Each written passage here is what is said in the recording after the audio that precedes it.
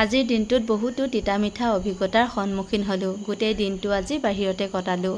খোৱা বোৱা বাহিৰতে কৰিলোঁ। সকলোকে নমস্কাৰ জনাই আৰম্ভ কৰিব লৈছোঁ আজিৰ ভিডিঅ'টো। আজি পুৱাতে শুই উঠিলোঁ। শুই উঠি ঘৰৰ সকলো কাম বন কৰি খোৱা বোৱা কৰি ৰাতিপুৱাই ডিব্ৰুগড়লৈ বুলি ওলালোঁ, লগত নেনাক লৈ। আৰু আমাৰ সৰু বাই আৰু মাকো লগত লৈ ওলালোঁ।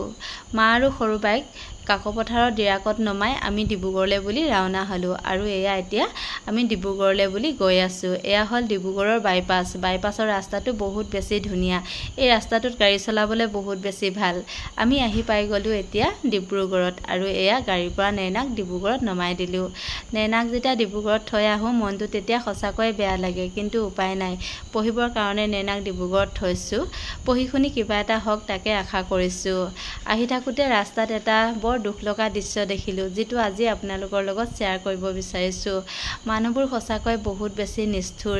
এই পৃথিৱীখনত মানুহ ইমানেই স্বাৰ্থপৰ যে নিজৰ স্বাৰ্থ থকালৈকে সকলোকে ব্যৱহাৰ কৰে আৰু স্বাৰ্থ শেষ হ'লে দলিয়াই দিয়ে। তাৰে এটা প্ৰমাণ হ'ল এই ভগৱানৰ ফটোকেইখন। ৰাস্তাৰ কাষত পৰি থকা ফটোকেইখন দেখি বহুত দুখ লাগিল। এই পুৰণা ফটোকেইখন চাগে কাৰোবাৰ ঘৰত অপ্ৰয়োজনীয় হৈ পৰিল।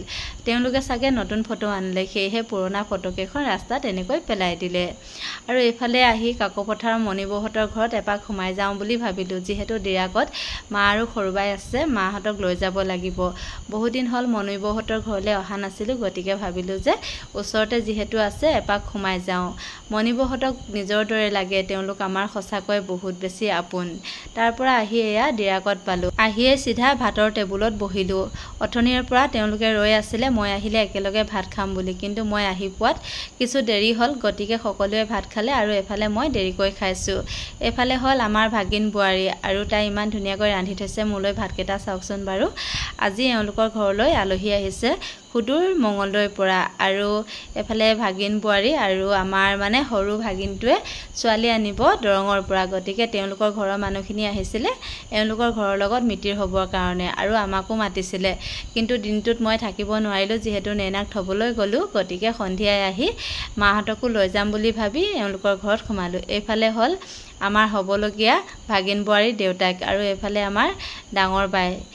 এয়া হ'ল আলহীৰ হ'বলগীয়া আমাৰ বোৱাৰীজনীৰ বায়েক। আমি দুয়োজনীয়ে কিছু কথা পাতিলোঁ, আৰু তেওঁ দেখিবলৈ সঁচাকৈয়ে ধুনীয়া। এওঁলোক হ'ল দৰঙৰ, আৰু তেওঁলোকৰ ঘৰৰে ছোৱালীজনী বৰ্তমান আমাৰ ভাগিন বোৱাৰী হ'ব।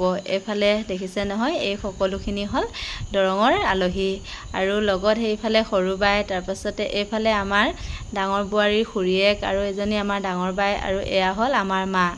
আজি সকলোৱে একেলগে এসাঁজ খালোঁ, একেলগে বহুত কথা পাতিলোঁ, বহুত বেছি ভাল লাগিল। আৰু আজিৰ দিনটো সঁচাকৈ ভাল লগা আছিল।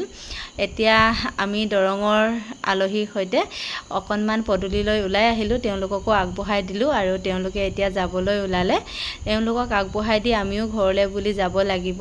আমি আজি থাকি যাব নোৱাৰিম।